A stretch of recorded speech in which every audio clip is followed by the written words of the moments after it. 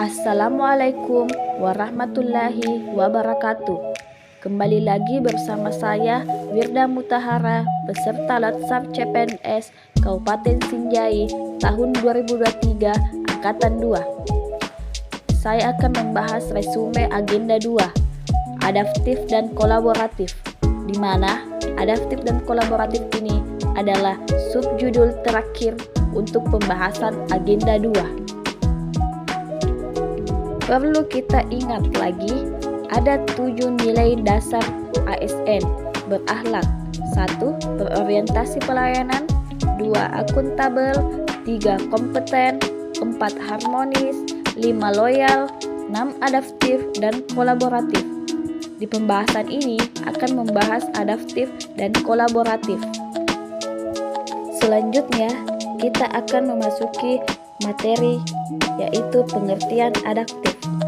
Adaptif adalah karakteristik alami yang dimiliki makhluk hidup untuk bertahan hidup dan menghadapi segala perubahan lingkungan atau ancaman yang timbul. Dengan demikian, adaptasi merupakan kemampuan mengubah diri sesuai dengan keadaan lingkungan, tetapi juga mengubah lingkungan sesuai dengan keadaan atau keinginan diri.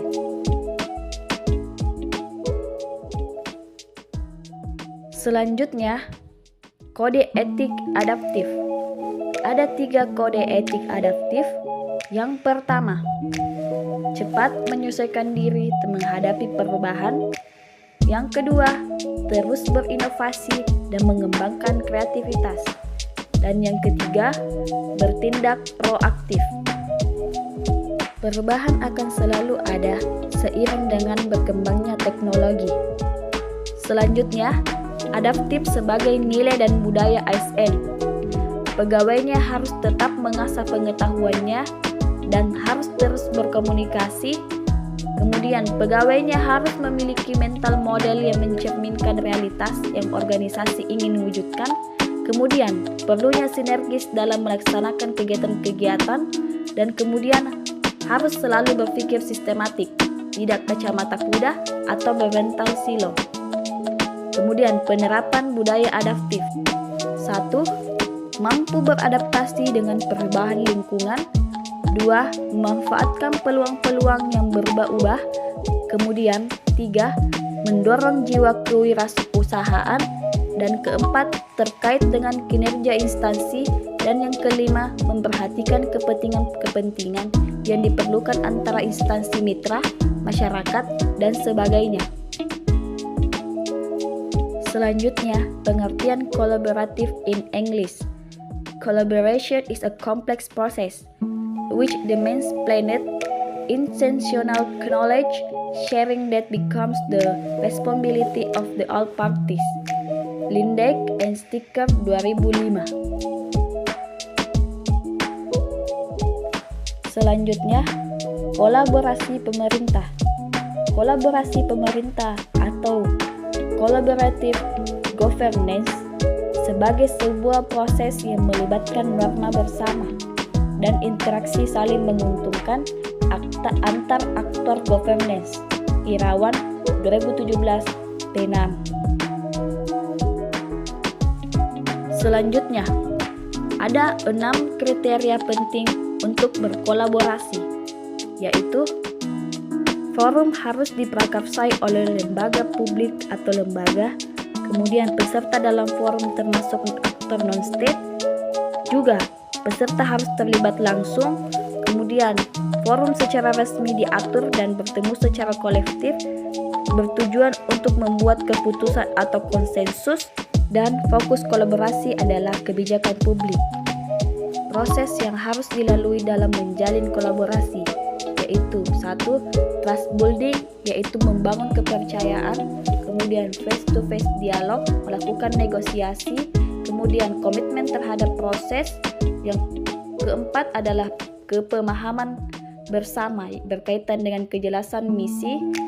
Dan kemudian 5. Menetapkan outcome antara. Whole of government, sebuah pendekatan penyelenggaraan pemerintah yang menyatukan upaya-upaya kolaboratif pemerintahan dari keseluruhan sektor dalam ruang lingkup koordinasi yang lebih luas guna mencapai tujuan-tujuan pengembangan kebijakan. Lalu, apa saja faktor yang mempengaruhi keberhasilan dalam kolaborasi antar lembaga pemerintah adalah kepercayaan, lalu pembagian kekuasaan, kemudian gaya kepemimpinan, kemudian strategi manajemen, dan yang terakhir adalah formalisasi pada pencapaian kolaborasi. Selanjutnya juga akan dibahas faktor-faktor yang dapat menghambat kolaborasi antar organisasi pemerintah, yaitu 1. Ketidakjelasan batasan masalah karena perbedaan pemahaman dalam kesepakatan kolaborasi. Kemudian juga dasar hukum kolaborasi juga tidak jelas. Itu adalah faktor-faktor yang menghambat kolaborasi antar organisasi pemerintah. Lalu yang terakhir adalah perilaku kolaboratif atau kode etik kolaboratif, yaitu 1. Memberikan kesempatan berbagai pihak untuk ikut berkontribusi. Kedua, terbuka dalam bekerja sama untuk menghasilkan nilai tambah.